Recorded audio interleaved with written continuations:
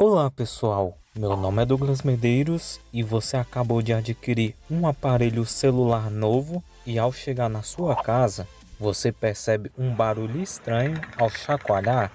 Não precisa se preocupar, o seu celular não está com defeito, desde que as câmeras, microfone e os alto-falantes estejam funcionando perfeitamente.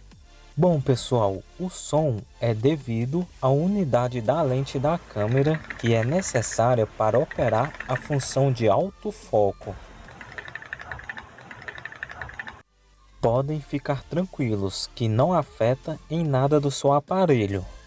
Então pessoal, espero que este vídeo tenha tirado suas dúvidas sobre o barulho ao chacoalhar o celular.